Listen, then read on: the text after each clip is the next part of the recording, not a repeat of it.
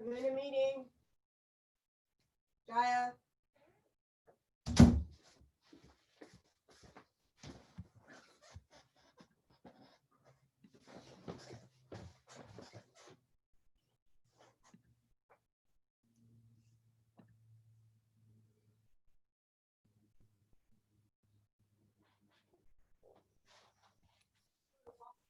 Hi, everyone.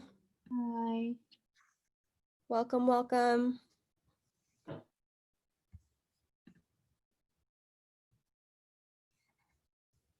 Hi, good afternoon, Joy. Good afternoon. How are you? I'm doing good. I'm at work now, but I'm on my break, so Okay, I cool. said why not enjoy them. Yeah, what time do you have to get off your, go back to work? 12:30. I mean, I'm sorry, 1 o'clock. 1 o'clock, 12:30 okay. was like, yeah, I started at 12:30. Okay, we'll keep that in mind. Hi, Sierra. Hi. Hi, everybody. Thanks for joining. Thanks for the invitation. Yeah. Hi, Brian. Hi, Professor Joy. How are you doing? Good, good. Thank you as well for joining. Thank you. All right, Liz, you had, did you want to throw up the slides that you had prepared?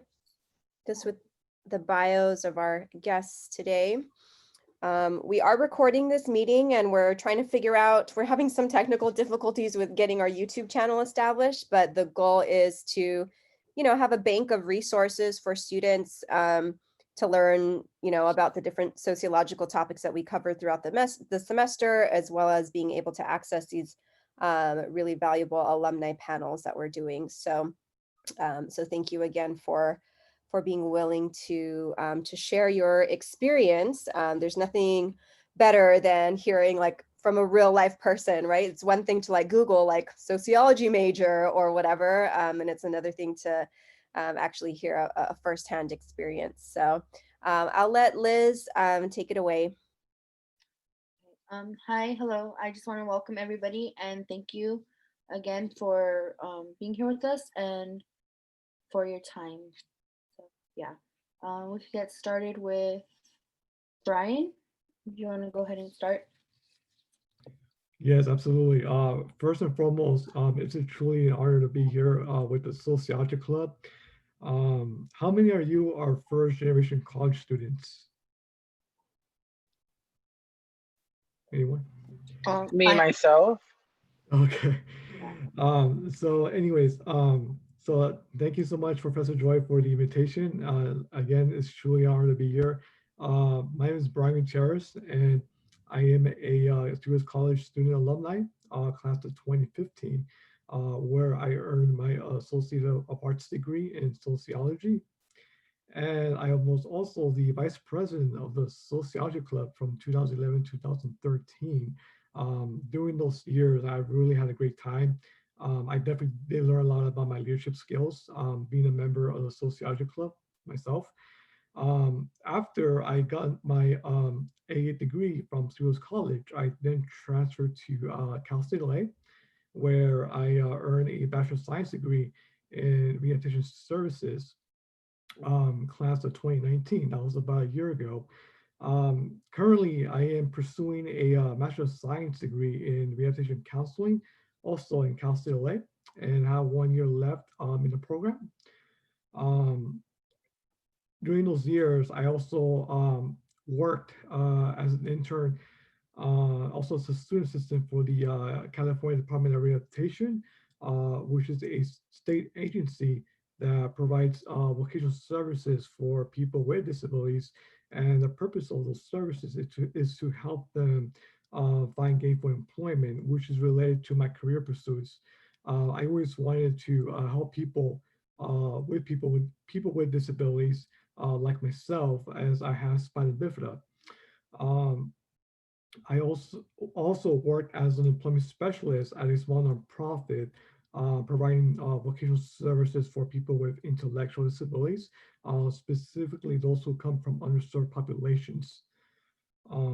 Currently, I am an advocate and ambassador for the Spina Bifida Association, Southern California chapter, where I promote community outreach for people and families who are impacted with spina bifida, specifically those who are underserved or minorities, which is very critical. And I think we've seen that during this course with the pandemic going on right now.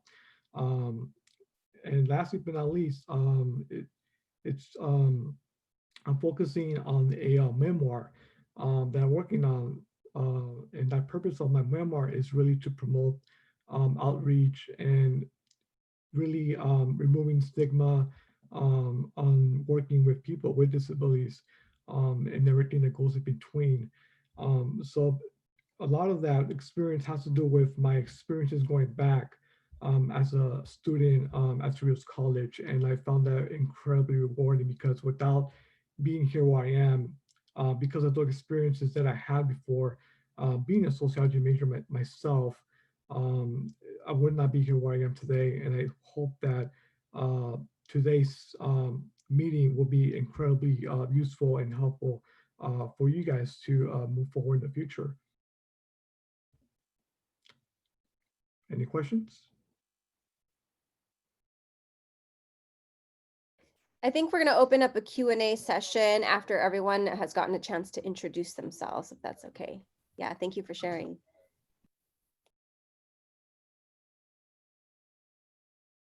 Can you hear me? Oh, okay. Sorry. Next, we'll hear from Alonso.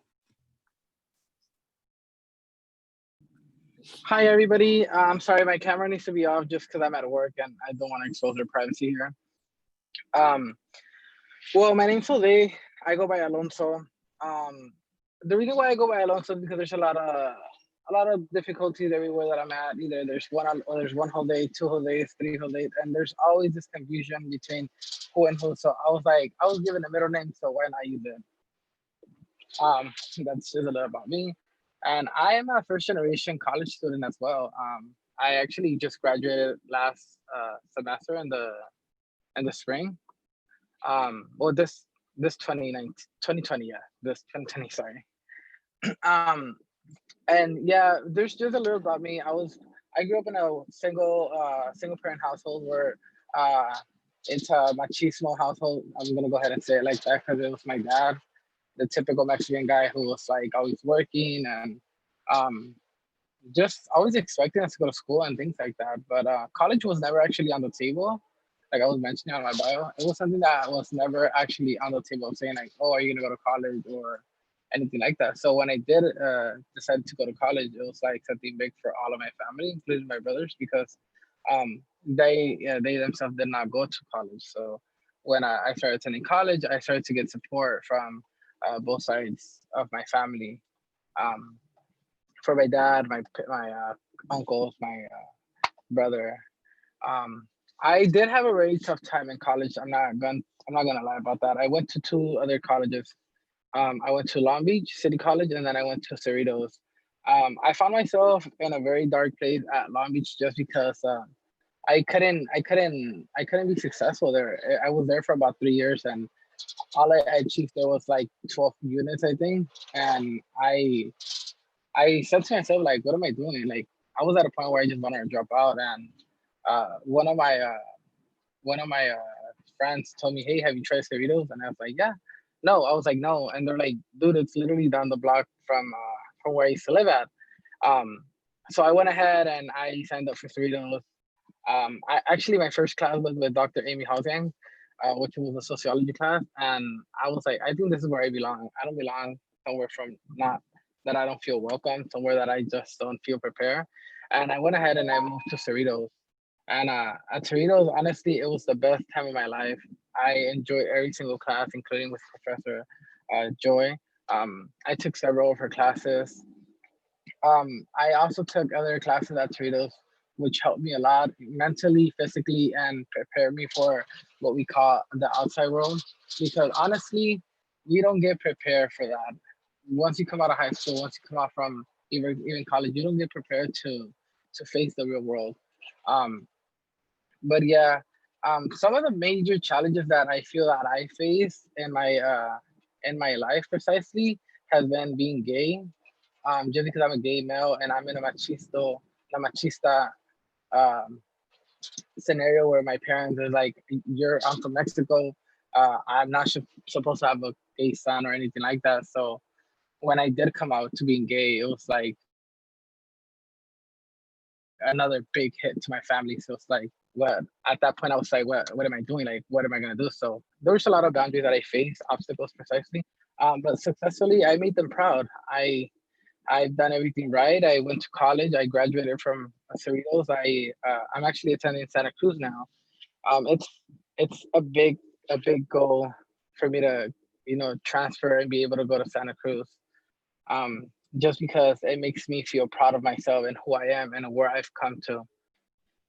Um, one of the I've done much volunteer services from basically working at hospitals. I like working at hospitals. It gets me like it gets me very proud to see that I'm helping vulnerable people. And that's something that I want to do. Make the change, be the change that hasn't happened. I still expect to do a lot of more services in the future. As of now, honestly, there's not much open. There's not much we can do because of COVID. But yeah, that's just a little about me. A quick introduction. Thank you for sharing. Next we will hear from Sierra. Hi, y'all. So first, also, thank you. I love getting to come back and speak with folks who are at Cerritos. This is my 8th year since I've been a student, and I just realized that a couple days ago. So it's a little surreal. I started attending Cerritos College when I was in high school, actually. I lost my brother my junior year, and so my parents decided to homeschool me until I finished. This was right around the time of the economic collapse in 2008. So I was actually at Cal State Long Beach for a year in a program there, and that was canceled because of budget cuts. So then I started taking classes at Cerritos. I bounced around a lot. I actually worked with Professor Holtzgang for a couple of years while I was there, but I was actually an anthropology and English double major when I transferred. So I was pretty involved in a couple of the clubs, including the Anthro Club and the Soc Club. And I think one of the things that really left an impact on me while I was there was the ability to work one-on-one with the amazing faculty to do research. I do work in the area of sexual violence and prevention and education. And so my first project on this was working with Dr. Holtzgang and kind of learning a lot of stuff I would have got in a social class had I been taking one kind of off of the books at that point. So I was at Cerritos for 4 years, including my senior year of high school. And then I transferred to UC San Diego. I do what I tell everybody else not to do, which is switching majors the summer before senior year while I was also planning to apply to grad school. It was an intense time. It was absolutely worth it and definitely the right decision. And I graduated with my BA in sociology and a minor in anthro in 2015. Since then, I've been an MA PhD student at UC Santa Barbara. Also in sociology, but I work in the feminist studies department as well. And really both my research as well as my activism on campus and throughout the UC system has focused on people's understandings of consent, on policies regarding like campus sexual violence and harassment, and things like that. That's not my dissertation work, but it's passion work. And for my dissertation, I'm looking at some of the same things in BDSM communities and the pornography industry. So I just started my 6th year of grad school, and it'll be a few more years before I'm done. But I'm also living back here in the area now, which is kind of strange too, while I collect data and try to write my dissertation. So, yeah. Thank you for sharing. I guess we could go into the questions. I know Mark, you haven't been to any meetings before. So I just want to welcome you. And these are questions that I came up with, but do you have any questions that you want to ask? Brian, you say you try to represent the disabilities. Does this include all disabilities? Hi, Mark. Thank you for your question. Yes, definitely. It includes mostly all disabilities, as I like to learn about people's different backgrounds, disabilities as well. During my time at Cerritos College, I actually met a lot of people, especially from DSPS. I think it's now called SPC. AS, almost AS, similar. Not to get confused like British SAS. military thing. Yeah. SAS, correct. Yeah. Before my time, it was called DSPS. I guess it changed because of person first language, which I understand now. Going back from community college, I didn't understand what person first language was until now, and I see now how I could create a stigma for that. But anyway, yeah. So when I first entered community college, I was exposed to meeting different group of people, different backgrounds, different races, different ethnicities, different cultures, and I still see that a lot today, especially in my field, in the field of vocational rehabilitation. Um, so ever since then, I guess you could say my cultural expertise developed, and so I tend to really get to know a lot of people from different backgrounds. Which I was really intrigued by and interested in learning. And so from there on, I just knew that I wanted to learn more about disabilities, not just spina bifida like myself, but like more in a broad perspective. So yeah, so I tend to really talk about more about disability in general, and not just focus on one disability category. Hope that answers your question. When you speak about the stigma, are you referring to like the stigma um, against anyone who has a disability, especially ones that are, let's say, mental? Yes, absolutely. There's a lot of stigma going on with mental health illness. For example, some people may perceive them as crazy, right? Because of a lot of what's happening right now, but also in the past with the mass shootings. But that's not necessarily true. And I think that what we can best do is trying to educate those who might not be exposed to someone with a disability, right? It's really removing that stigma because people with psychiatric disabilities or with a mental health illness, they are most impacted or most likely to encounter negative stereotypes or stigma, anything of that related. So that's what I also learned during my studies at Cal State LA, especially my undergraduate studies as well. And I'm still reviewing that today in my graduate studies. So yeah, so definitely removing that stigma is incredibly important, especially in today's society. If any members from the sociology club may remember, I like to talk about this group that's not part of the part of the college, but outside of it. And right now, we're trying to chase after the same goal. Awesome. Yeah, great to hear that. What specifically are you going into like in the future? Any populations that you're interested in working, or what would be your career goals? I'm sorry, what was that?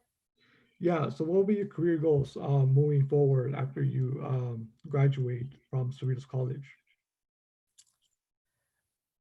Hmm. Well, right. Well, I am planning to transfer Awesome. Where do you plan on transferring? UCLA. UCLA, great school. My sister just got accepted there. It's a great school. What is there like a specific career path you're trying to get into? Something probably has to do with social science. Social science. Okay, that's a good field to start with. Yeah, definitely. When I was at Cerritos College, Sociology Club really um, changed my perspective and what I really want to do in life. For example, I remember going back in, I think, the year 2012, 2013, there was an in-person panel, right? And I was in shoes. I was a student there, and I met a guy named Tal Casper. He's also a former student in the sociology department at Toulouse College, and he was the one that got me into Cal State LA because they had the program, Rehabilitation Services, which I got my degree on. And I always wanted to be a counselor for people with disabilities, and but I didn't know where to go after I graduated from Toulouse College, and he was the one that got me hooked. Where to go, how to get connected with professionals over there, and without his guidance, I would just not be where I am today. And so going back to those experiences as I'm speaking right now, it truly reflects to that moment because that moment was really critical. And I hope that for you guys who are current students right now, I hope that not just myself, but or my fellow panelists here can contribute and offer advice for you guys to move forward and really just be successful in life as well. One last question. So, since you graduated for like from a couple of universities now, what are you doing now? Yes, good, very good question. As I said, my introduction, I am a current graduate student. I'm in my second year. I'm studying rehabilitation counseling, and I have about 1 year left. Outside of my studies, I do volunteer work. I'm an advocate and ambassador for the Spina Bifida Association, Southern California chapter, and I promote community outreach for people and families living with spina bifida or impacted by spina bifida, specifically those who are minorities, Hispanics, Asians, and African Americans, and so forth. So during this time, I've been focusing a lot about advocacy um, and trying to really make an empowerment or empowering those who are impacted by spina bifida. Outside of that, I'm also working on the memoirs myself. I like to write a lot, so that's one of my hobbies. I like to write. I like to do some poetry as well, whenever it comes to mind. But I am doing a memoir. I've been working that for a couple of years now, and my purpose of that is really to um, talk about disability in general and really get the broad society be engaged and change perspective on how they view disability. So that's what my focus on my memoirs will be about, and hopefully to get it published sometime in the year 2022 or 2023.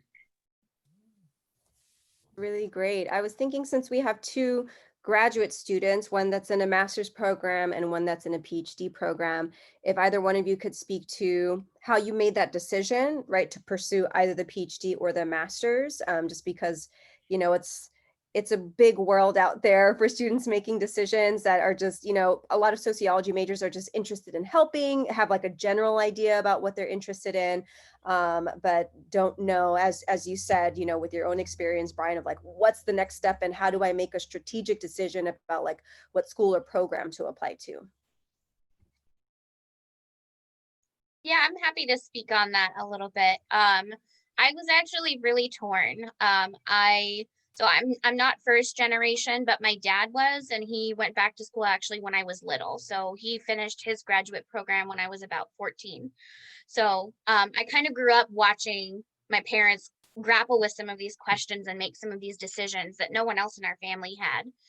And I knew, like I think every sociology major, I wanted to do something that would help people and that would make the world a better place. And for a long time, actually, I thought that was going to be law school for me. And one of the first sociology classes I took was an upper div class at UC San Diego my first year while I was trying to get approved for a double major that was looking at crime and punishment, specifically of young men of color.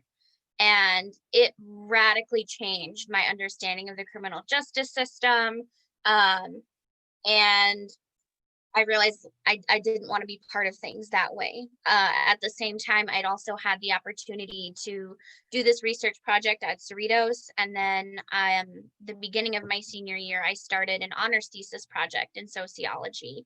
And I realized that I really loved research and I thought that I was pretty good at it. And so for me at that point, I made the decision. Well, and even still, actually, I was a little bit conflicted. But I made the decision because I couldn't come up with the money to apply to grad school, both for PhD programs and law programs, that I would go the PhD route. And so I applied to MA PhD programs. One of the interesting things about how these programs work is if you're in a combined program where you earn your master's along the way, a lot of people get to that point where they earn their master's, and typically you're funded by teaching or TAing. And then if you really don't like what you're doing, you can master out. So you can take your master's degree and you can walk away. And so that was kind of where I was at, was I'm going to give this a try and see how well I do and how well I like it and what skills it will equip me with. And if I don't like it, I always have time to shift in another direction.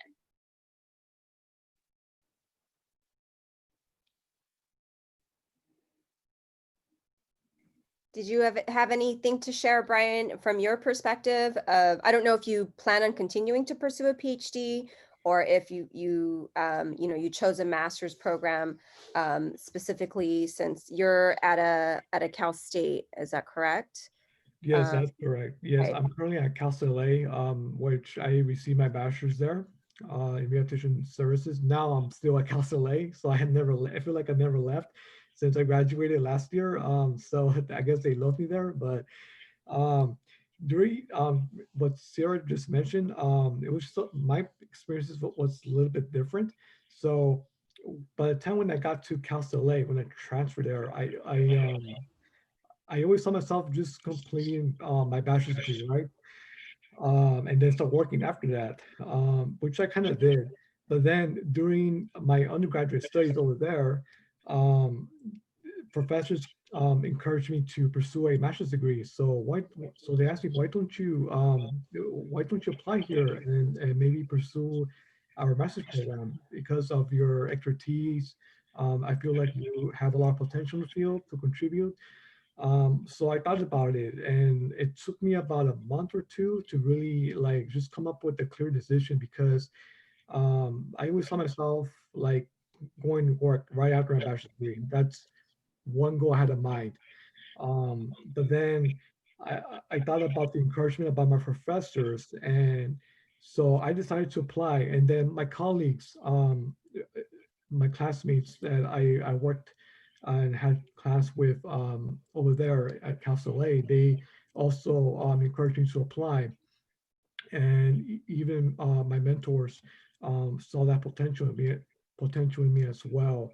So I decided to apply and give it a chance. And I went to an interview, which was no fun at all, but I got through it, and I got in. I got into the program, and so far the experiences have been really enjoyable, if not rewarding.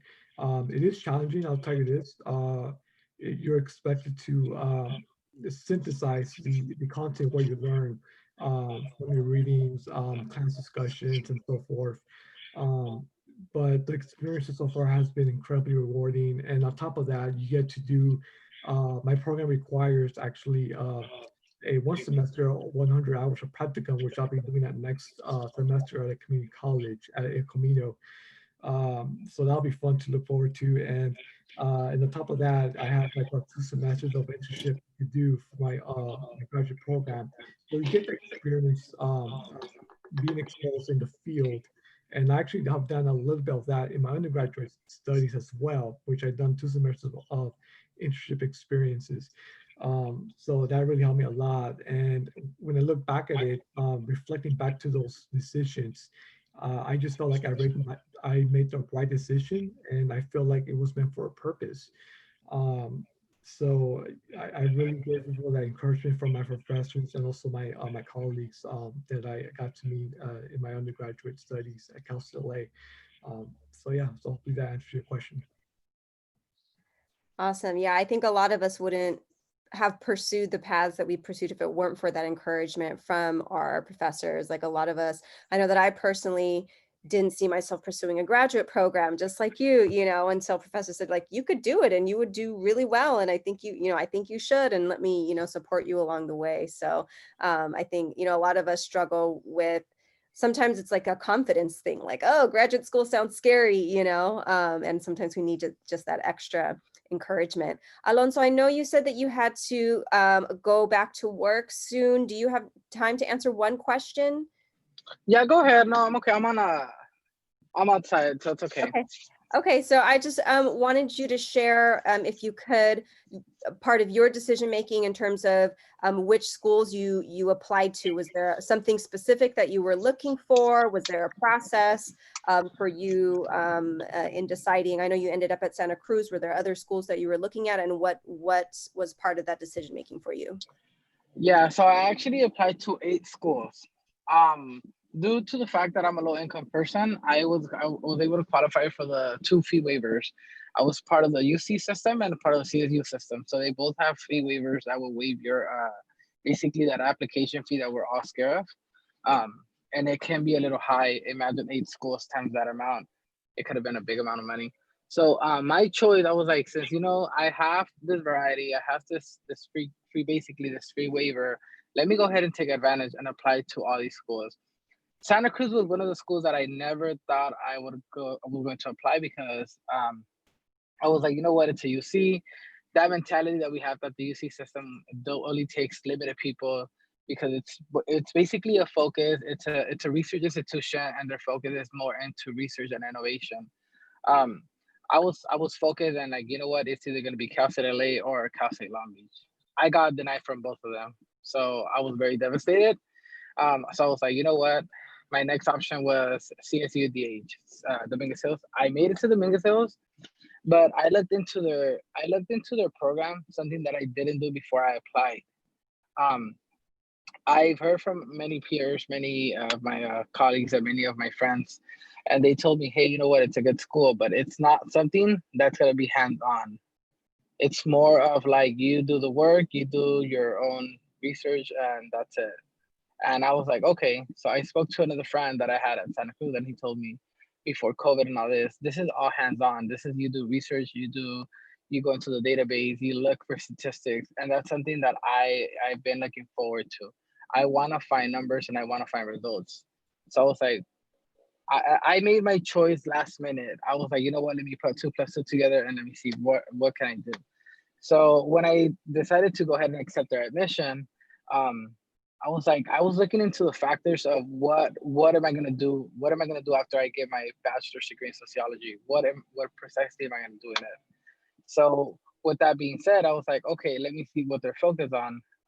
Their focus on is, for example, an environmental global warming and sociology, or for example, sports and society, like how the media portrays an athlete, or for example, like how we're seen as a male in certain sports. So when I went in ahead and I started reading all these things about like their program, I was like, this is what I want to do. Like this is what I want to learn, and this is what I want to be focused on. And the fact that you told me like how did I know where I wanted to go? I didn't. I honestly did not know what school I wanted to go. Um, I just wanted to be able to attend a college that was going to give me the right learning and the right training. Um, but yeah, that's something that I actually discovered last minute. It wasn't something that I planned out.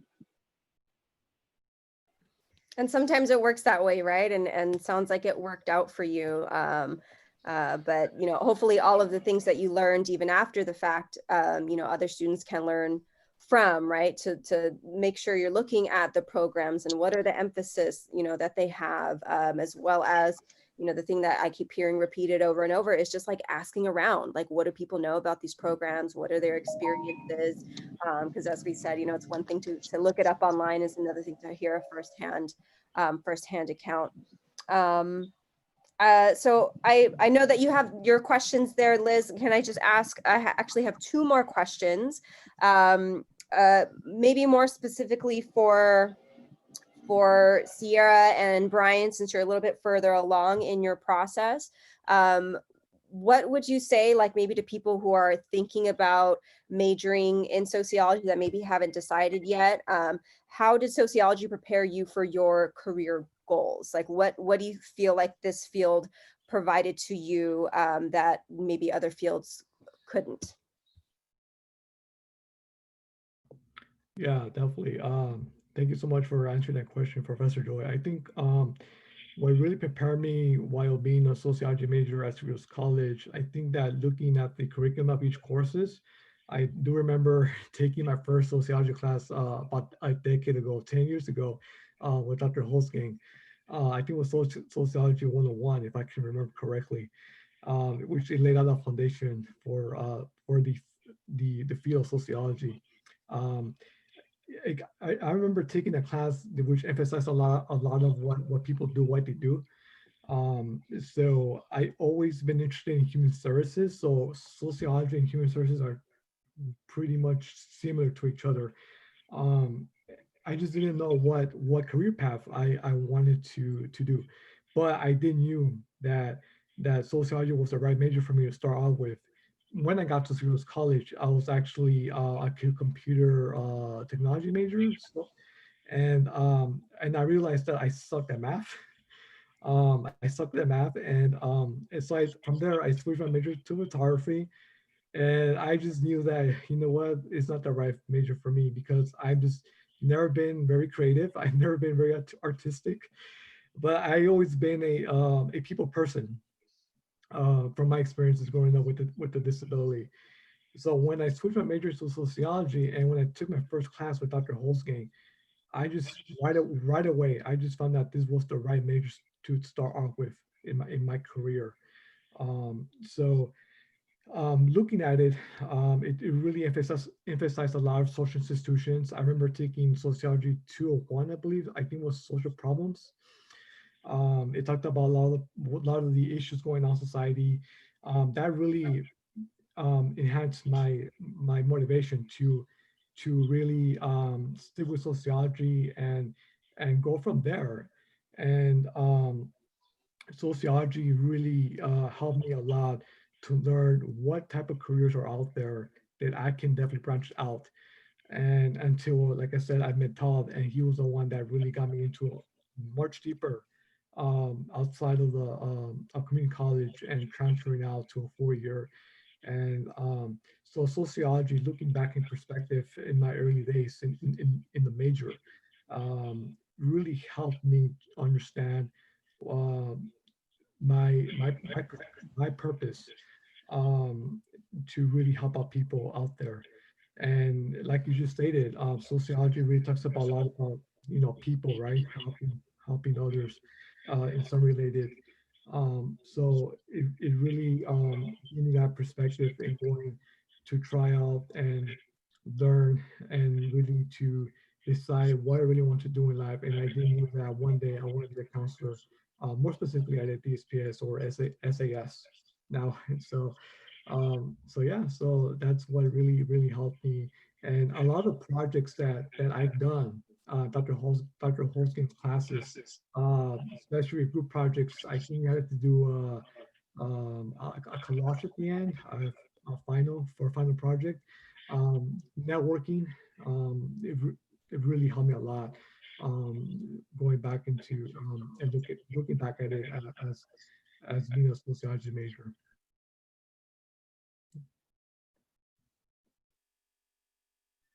I think for me, the biggest thing that sociology has given me, that even as I like move towards a career as like a professional sociologist, is we're a discipline that really encourages activism, and pursuing things. So for instance, my goal is to stay in the academy. Like I'd like to become a professor, teach, which I also love, but also do research that, is not just going to be stuff that other academics read, but that can actually be put into use in the bigger world around us and hopefully affect positive social change. And I mean, I had a lot of interests as an undergrad. I changed majors like 4 times while I was at Cerritos before I settled, and then again after I got to UCSD. And really, like, I know that I ended up in the right field because I've never had a sociologist tell me that I shouldn't do something or that I couldn't do something. Like, there may be caution, but we just seem to understand that, like, knowledge is just as important as actually putting that knowledge into effect. And I didn't always get that in other classes or speaking with professors in other fields. And I'm certain that's not everybody's experience, but for me, Professor Joy, you mentioned earlier, and someone else did too, the importance of the professors that you're working with. That also definitely had a big impact on me. Especially as a transfer student. It's really hard once you transfer to build the same kinds of relationships with faculty that you have the opportunity to at a community college. Classes, well, at least for me at a UC, were much bigger in a lot of cases. I had some classes that had 250 or 300 students at the junior senior level.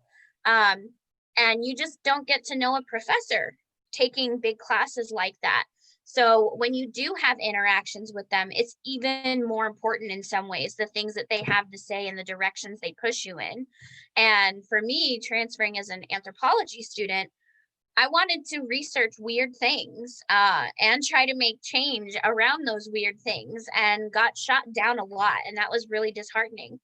I never had that with the sociologists I worked with. And I'm thankful for that every day, because I wouldn't be where I am without those faculty, including obviously everyone at Cerritos that I worked with.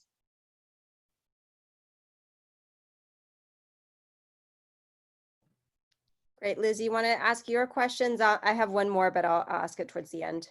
Okay, so one question that I had was, what is one thing you wish you knew before transferring? You want to start here? Oh, okay, I'll start. That's a very good question. One thing I wish I knew before transferring, I just wish, I never thought that there would be a transfer center actually at a community college. When I first got there, I just did not know the resources that the college offered, to be honest. Once I figured that, once I discovered that there was a transfer center there, that's when I first started to get more involved. So one thing I can definitely give out to students right now is get familiar with the resources as soon as you get in there, or as soon as whatever the case may be in 1 year of your life at Cerritos. But get to know the resources, because those resources will definitely be beneficial for you to be successful, especially for transferring. The transfer center, the counselors over there are very, very helpful. I think one that stood out to me was Brittany Levine. I believe that's her name. She was very helpful. And she got me set up for transferring. She told me what the steps to take and everything between, especially with Dr. Holzgang. Like Sarah just mentioned, the faculty in the department were incredibly helpful. So one thing I just wish that that I didn't knew that there was a transfer center before, even way before I got started on taking courses, especially in my sociology major.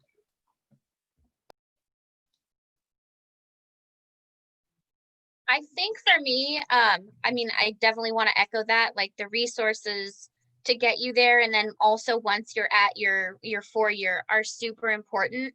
And for me, kind of related to that was, I wish I had like really understood how different the kind of community that you're going to be in is.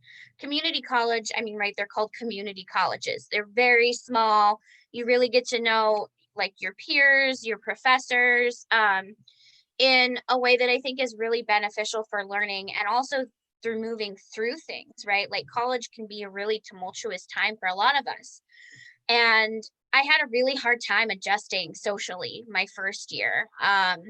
Even though I was living with all other transfer students, it's a shock to the system, especially when you're in classes with people who have been in a 4 year for 2 or 3 years already and kind of know everything, but you have the same expectations from faculty, and even from some of those other folks. So trying, like, I wish I'd gotten more involved in like other student groups and things like that, and didn't just try to like excel academically my first year, because I struggled. And I would definitely do that over again differently.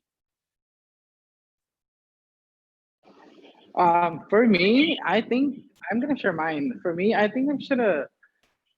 If somebody would have told me the first 3 years of community college, if somebody would have told me, "Hey, like do this," but nobody did. I just went to college, and that happened.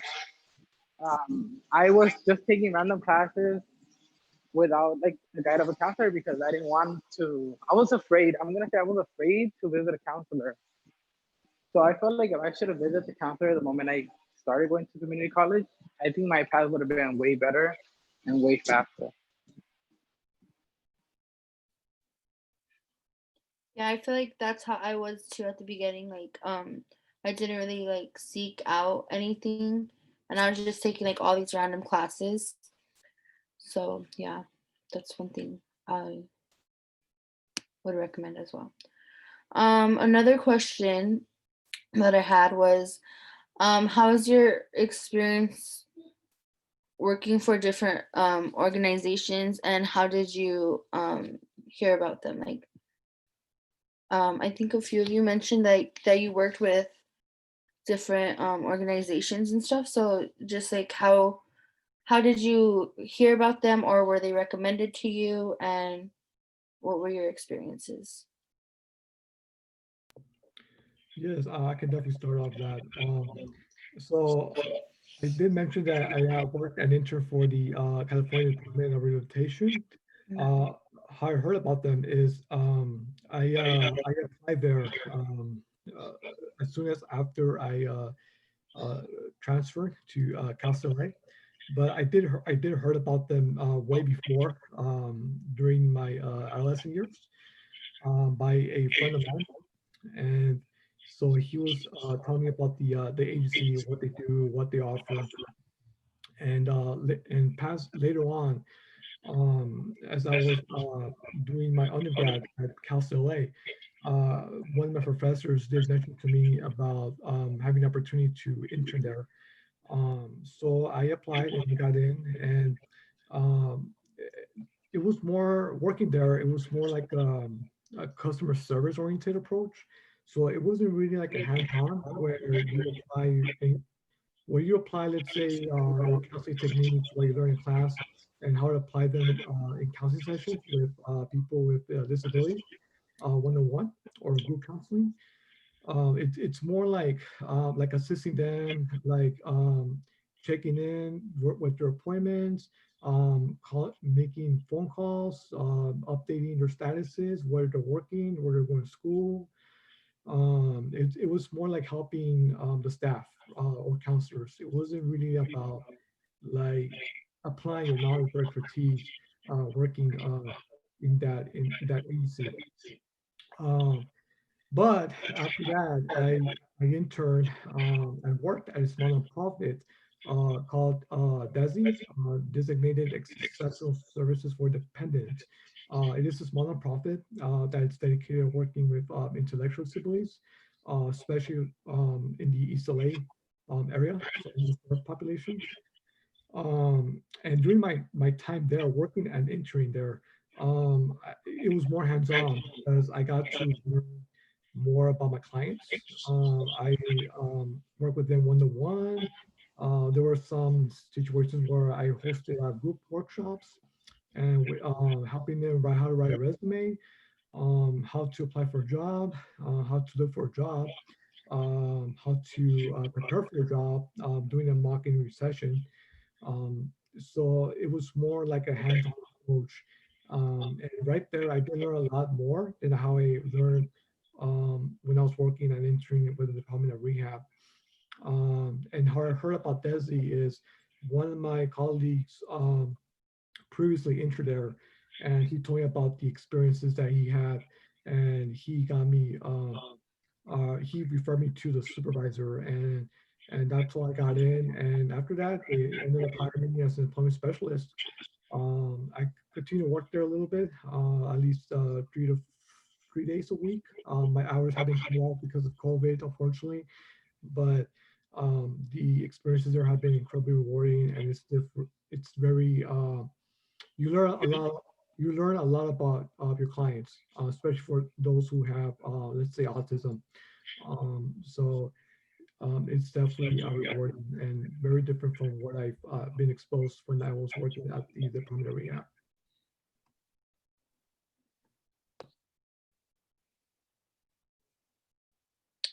Um, have sorry, has anyone else worked with any organizations or anything?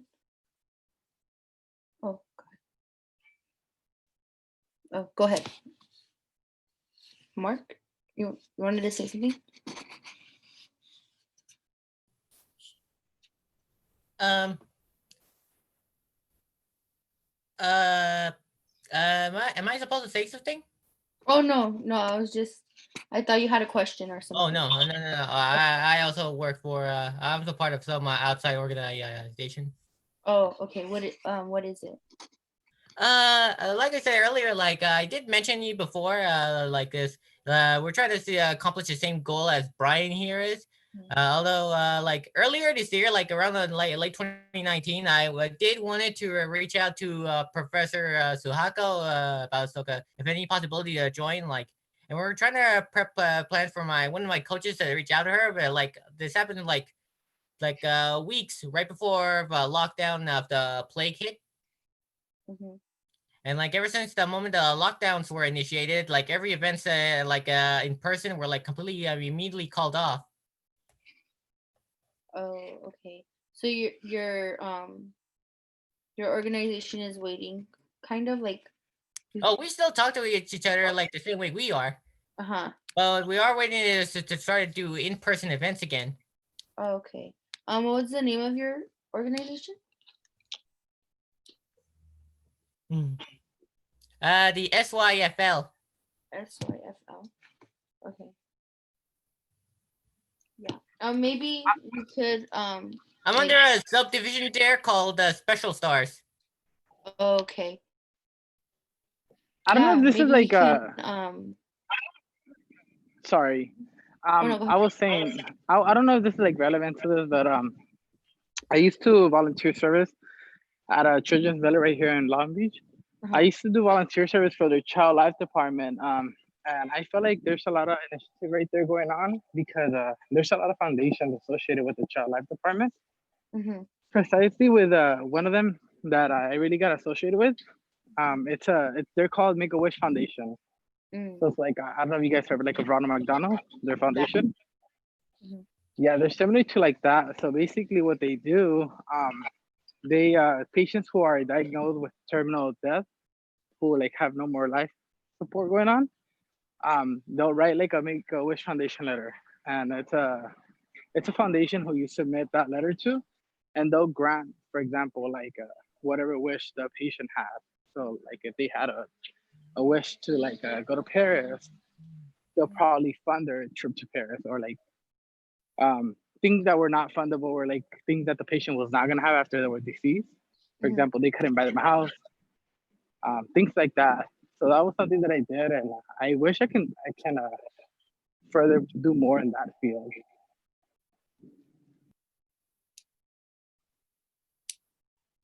Yeah, I have heard of the Make a Wish Foundation before. So yeah. I guess another question that I had was, what challenges have you faced with activism before COVID and as well as during COVID?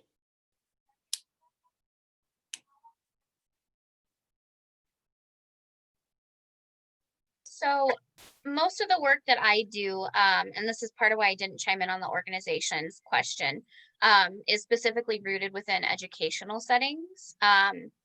I did a little bit of activist work before I started grad school, but really once I started my PhD program, I knew I wanted to be more hands-on than I had been. And so I joined a student group that was called Now UCSB. And it was basically a group of sexual violence survivors who had experiences of rape or harassment at the university and had felt that the university mishandled their cases.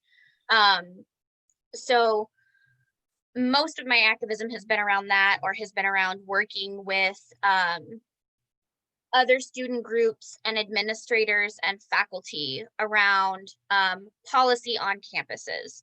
So I've done a lot of work like on my campus at UCSB, but then also policy across the entire system. So like we have a UC-wide policy against sexual violence and harassment. And when that was first instituted in 2015, which was the first year I was in grad school, it was really problematic. And problematic in ways that sociologists or people with training in sociology would have been able to see really easily. For instance, like some of the definitions of different kinds of sexual violence were really only about like heterosexual men perpetrating violence against heterosexual women. And so it wasn't very inclusive.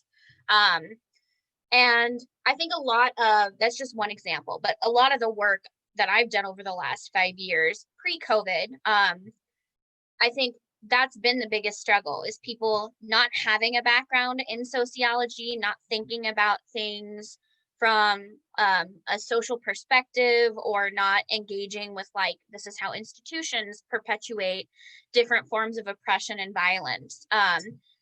That having my background in sociology have really helped me be able to see and start to articulate to other people. That's probably been the biggest challenge. I mean, another big challenge doing specifically work within an educational setting is who actually has the power to make change and how that change happens. So UC Santa Barbara is interesting because within the system of the UC, besides Berkeley, we're known as like the protest campus. We've had our chancellor for like 26 or 27 years. And so change doesn't happen on our campus through like more traditional means. It's really like typically undergraduates get really worked up about something, as they should be, and then like sit in the chancellor's office, and then things change. And so it's a very weird kind of way to work. During COVID though, no one is in person. And so it's kind of been interesting because on the one hand, people like, there have been more people in conversation during like Zoom meetings, and there's been more emails and things like this. So I think there's actually more communication happening. But some of these things that we are fighting to change, you really have to be in a room with other people, having a conversation, feeling like the emotional weight of the topics that we're working on. And that's not happening. So I think it's still going to be interesting as we finish seeing the pandemic play out, however long it takes until it's resolved in some way. And I definitely think it's making all of us have to be more creative in our activism to see what will work, given some of our strategies don't anymore. For me, I think before COVID, especially my field of vocational rehab, I've done a lot of, like I said, outreach and things like that. I will definitely meet a lot of people in person, face to face, especially when I have appointments, things like that. But some of the challenges that I did face before COVID was really trying to get my clients be motivated, especially when they look for a job. Some of my clients ended up, oh, I don't want to do this, I don't want to do that anymore, things like that. So that's one challenge that I encountered. Another challenge that I definitely did encounter was trying to come up with different strategies, especially how to best come up with one strategy that will best work for someone with autism, because they tend to be very visual when it comes to learning. And so when I was doing mock interview sessions, I was trying to figure out what would be the best strategies that would be best for them to understand what I'm trying to convey, the messages I'm trying to convey for them, and how to get them best prepared once they leave the our patronship program, which is an experience that's funded by the Regional Center. And it's really to help them get prepared for the workforce once they gain experience in their PIP sites. So it's really trying to get them motivated, but also like trying to like come up with strategies that can definitely best suit them and their needs so that they can be successful. During COVID, like Sarah mentioned, um, a lot of my meetings nowadays it's virtual and it's Zoom. Unfortunately, I did encounter a lot of difficulties with Zoom. It's not perfect. I had internet lots of internet connections. My speaker tends to go off track, so a lot of voice malfunction. Um, and then I just briefly mentioned my hours got cut off, and so my work productivity was decreased. So and then with the Spine and Digital Association uh, work that I do, a lot of my meetings are now on Zoom. It's hard to get outreach. It's hard to outreach to do community outreach. It's hard to really network with other people, especially in virtual settings, because like I said, virtual has pros and cons, but it's been a lot of technical difficulties as well. And I actually have a one event coming up on next Sunday, this coming Sunday. We are having a virtual spine visual awareness World Day event, and it's gonna be another great event. And unfortunately, it's going to be virtual, but the experience have been totally different before pre-COVID. So, but yeah, it's definitely a large challenge I encountered during COVID and pre-COVID with activism.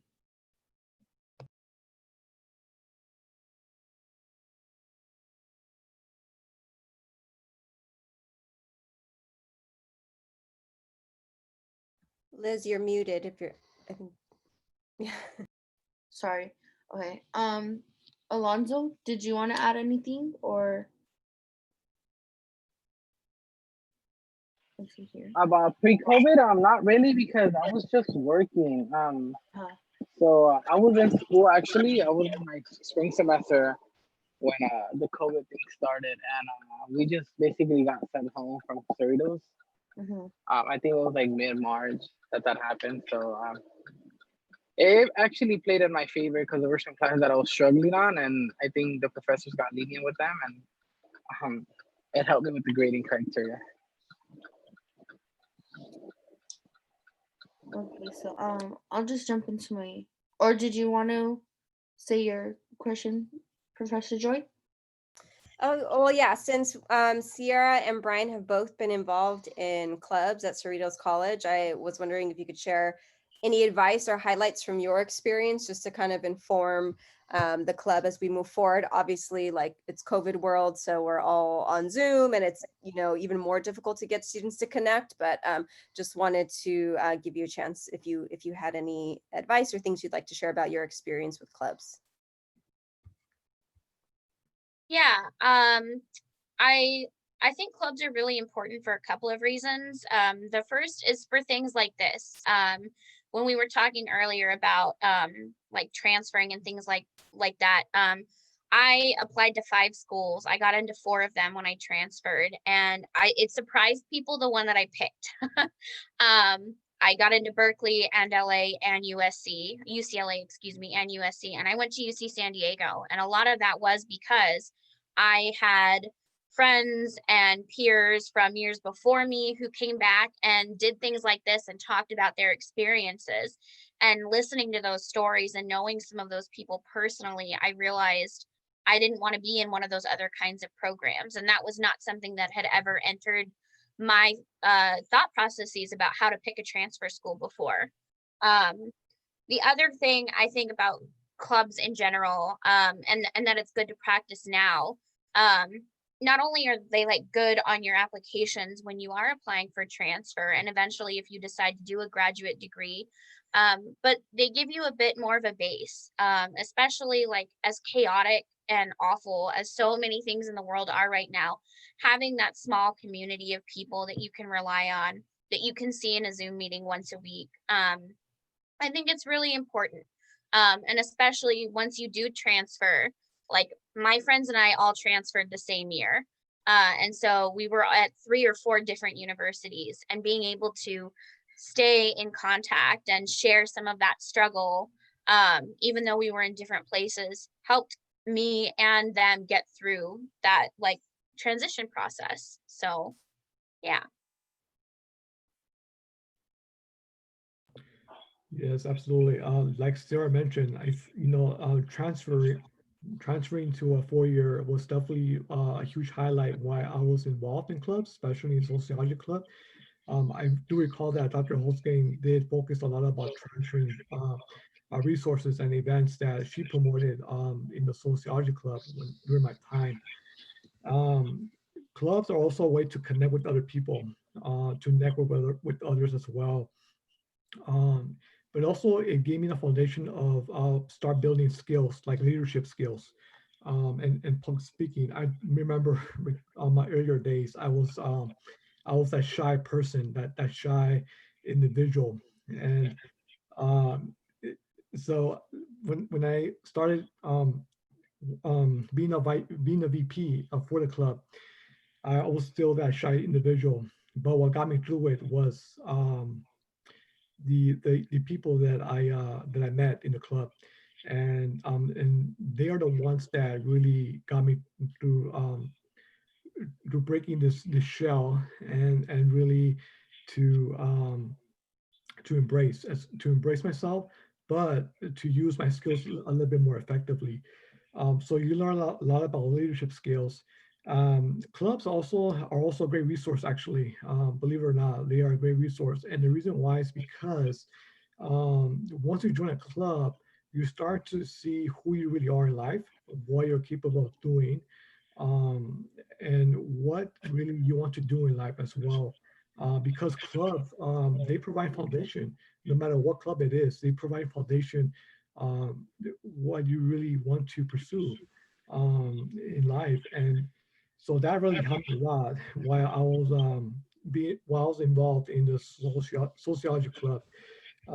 So but the main thing is that the skills that I developed, taking those skills with me when I transferred to a 4-year, it really helped me a lot, and further develop those skills as well. And going back, it really gave me a lot of self growth, and that's what clubs do as well. They give you they help you with self growth. They help you with self growth and self esteem as well, which is very important. And nowadays it's very important with COVID as well. We starting to see a lot of people committing suicide because of COVID. So clubs are really a great tool that you can definitely use and apply, and also becoming a great effective leader that you can be. And it's incredibly important for nowadays because of the issues that we are seeing in our country. So so definitely that's one of my experiences, and yeah, with the club.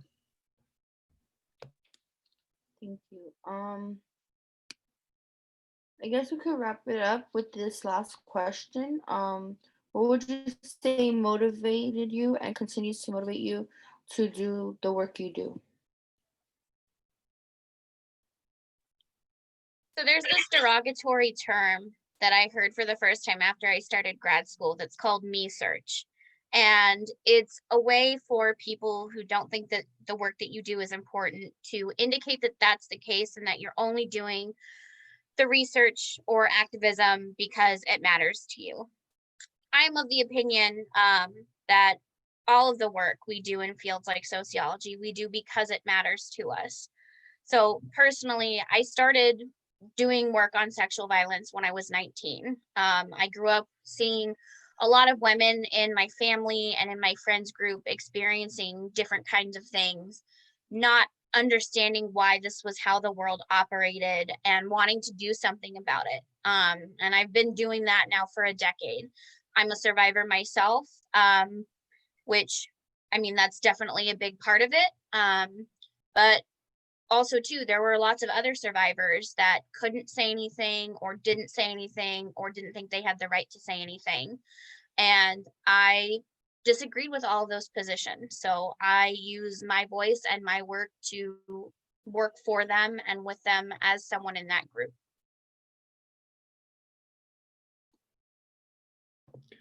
Yes, for me, I would have to say the ones that really did not believe in me. I did encounter a lot of people say that I wasn't college material because of my disability, um, or sometimes because I was gaining a lot of C averages in my courses, especially my earlier days. I was actually once on academic probation, actually twice, but I got through it. They every time when I hear a negative statement towards me or negative preconceived statement or message towards me, that really hampers my motivation, and that really okay, so you say this, in response, I'll show you what I can do. So that the people that really had a disbelief in me really motivated me. But to make it more positive, I'll have to say my mom, and I have to say that I am a mama's boy. My mom really motivates me, even still today. She really stick by me through all my college career. Um, Without her, I just don't know where would I be where I am right now. Um, every single day she motivates me. Every time when I feel down or when I tend to do quite poor on an exam or assignment, she really motivates me. Like, you know what, try better next time. And so it's not the end of the world, but try better. And so I have to say that. But also my faith, I'm quite spiritual as well. And my faith also really motivated me still today as well, and that continues that as well. My mom and my faith, and the people that really made a negative conception out of me. They are the ones that motivate me, and still today. So yeah, and I mean, and to end it with that statement, um, I want to say that even you have a disability, or even if you are gay, if anything that's different about you, do not let anyone tell you no, because you can definitely do it, and always believe in yourself. Um, and um, Always believe in yourself, and always stick by your values, everything that you believe in, because you are who you are, and be different is okay, or if not, it's great, because we are different, or we are unique in some capacity. So yeah, so that's to end up that.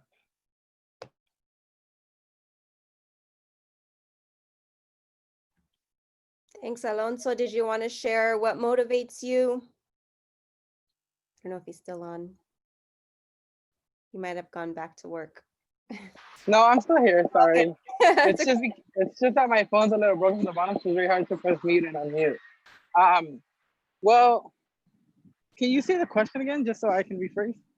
Yeah, I was just asking, like, what motivates you to keep going? Honestly, I just have dreams and I have goals, and I'm tired of living the way we live. So maybe being successful as a way out. So I tell everybody, yeah.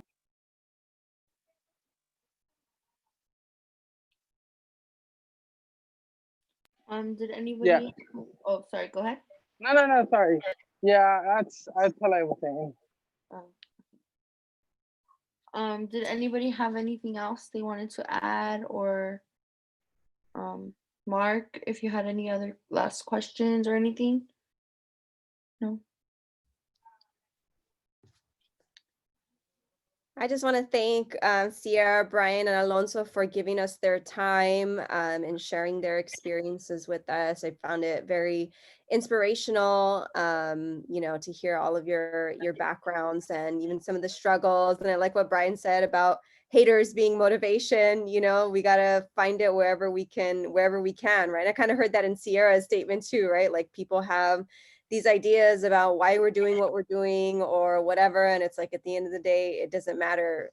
We, like Brian said, we have our values, and we have, you know, this desire, right, to want to improve things for others and in society as a whole. And some people don't understand it, and some people might even be intimidated by it, because I think it is a big calling, right? I mean, I think sometimes, you know, they say like sociology is an easy field because you're studying the world around you, and things are quote unquote so obvious. But it's really not, especially since my personal philosophy is that sociology, one of the functions of sociology, is actually geared towards social change, right? In order to change something, we have to understand it. And so that's where the data collection and the research and the analysis comes in, right? You know, it's not for everyone, for sure, but those of us that pursue it, I think we have a genuine interest in making things better for people, and that's not always an easy road either, right? That's not, it's certainly not something that's easily accomplished, and sometimes there's trial and error. I appreciated everyone's transparency about things that you didn't do right, and decisions that maybe you were not the best, but at the end of the day, you still overcame whatever setbacks you may have encountered. And I think that's really important for everyone, you know, who's you know, watching this, and who's going to watch this recording in the future. There's a lot of things that make us doubt ourselves and doubt our path, and you know, just hopefully hearing these stories can let people know, like, that's okay. There's bumps in the road, and there's diversions, and there's, you know, doubts that happen along the way, but keep pushing, because we all have greatness within us.